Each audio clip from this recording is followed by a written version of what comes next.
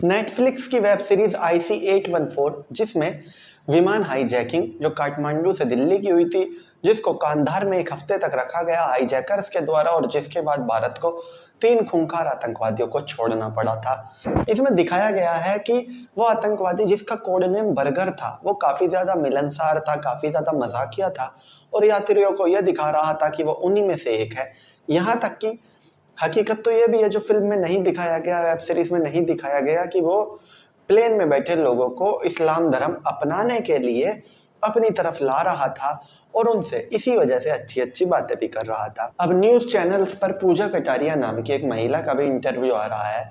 जिस वक्त ये प्लेन हाईजैक हुआ वो इस विमान की यात्री थी, वो हनीमून में नेपाल गई थी और उन्होंने भी बर्गर के बारे में बताया कि बर्गर का बर्ताव बाकी सबसे अलग था। बाकी सब तो चुप चुप रहते थे, लेकिन बर्गर बातें करता था, अंताक्षरी खिलाता था और उनको गिफ्ट में एक शॉल भी दिया था। जब उन्होंने बताया कि उनका बर्थडे है, उनको घर जाने दो, तो बर्गर ने एक शॉल पर उनको बर्थडे विश करके लिखा था और अपना साइन भी किया था, जिसको उन्होंने न्यूज चैनल्स पर दिखाया।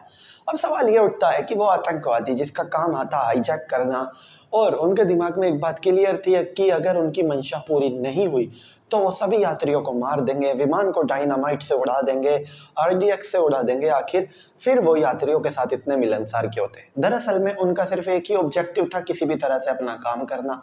और हाईजैकर्स में जो बर्गर को रोल दिया गया होगा वो यही होगा कि वो यात्रियों से मिलनसार रहे ताकि यात्री पैनिक ना करें और 2-4 को हार्ट अटैक ना आ जाए, क्योंकि जितने कम उनके पास यात्री होंगे उनकी कैद में, उतना ही उनको दिक्कत होगी अपने बार्गेन करने में। और यही कारण था कि बर्गर सिर्फ अपना काम कर रहा था।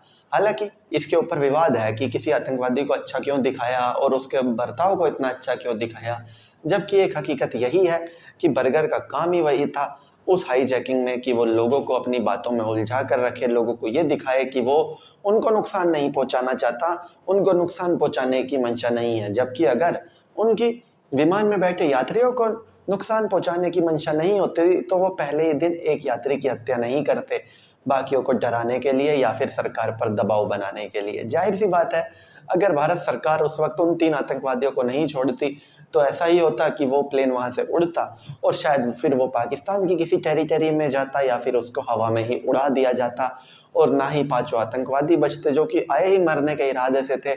उनका तो एम क्लियर था कि या तो वो अपना मिशन पूरा करेंगे या मरेंगे, लेकिन फ्लाइट के क्रू मेंबर और यात्री भी सुरक्षित नहीं आ पाते। और यही कारण है कि बर्गर जिस तरह का उसका बर्ताव था उसको वेब सीरीज में दिखाया गया, लेकिन इसका मतलब ये कतई नहीं कि वो एक अच्छा आदमी था। वो अपनी एक्टिंग कर रहा था, जो उसको एक रोल मिला था इस किडनैपिंग में और उसको वो बखूबी निभा रहा था।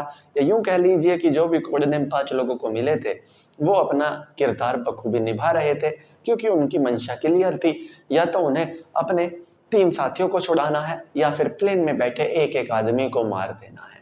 तो चलिए दोस्तों, मैं राहुल दहिया फिलहाल इस वीडियो के लिए इतना ही। आगे भी इसी तरह की वीडियोस के लिए बने रहिए मेरे साथ। धन्यवाद।